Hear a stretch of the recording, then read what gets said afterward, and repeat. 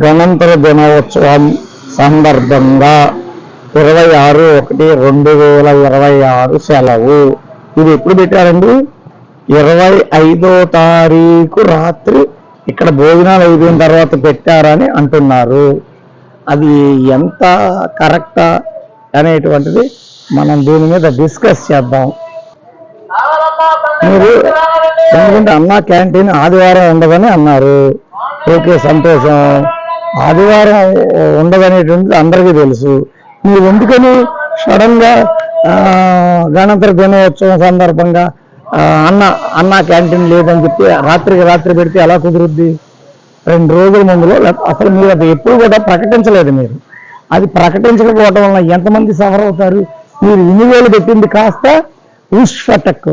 కాబట్టి మీరు ఒక ఆదివారం తప్పితే మిగతా టయాల్లో మీరు పెట్టకపోతే మాత్రం మిమ్మల్ని మర్చిపోతారు, మీరు ఎంత పెట్టినా కానీ. అది విషయం. అలాగే ఇక్కడ కొంతమందిని అడిగి తెలుసుకుందాం. ఈరోజు అన్నా క్యాంటీన్ అని చెప్పి ఒక సండే అని చెప్పి ఆ రోజు సెలవు తీసుకుంటున్నారు.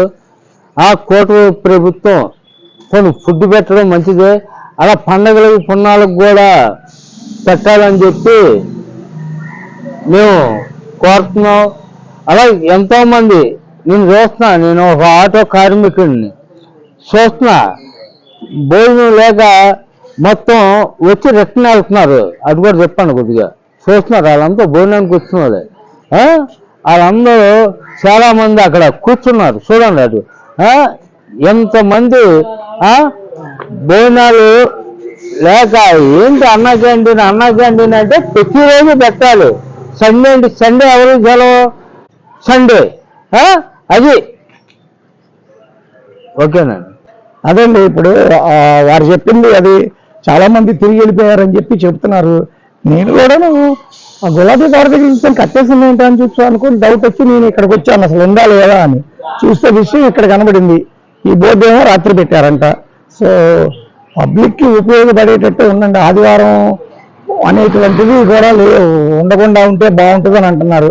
ఓకే, హాలిడేస్ అప్పుడు కూడా పెడితే బాగుంటుందని అందరూ సంతోషిస్తారని వారు చెప్తున్న మాట. జై హింద్.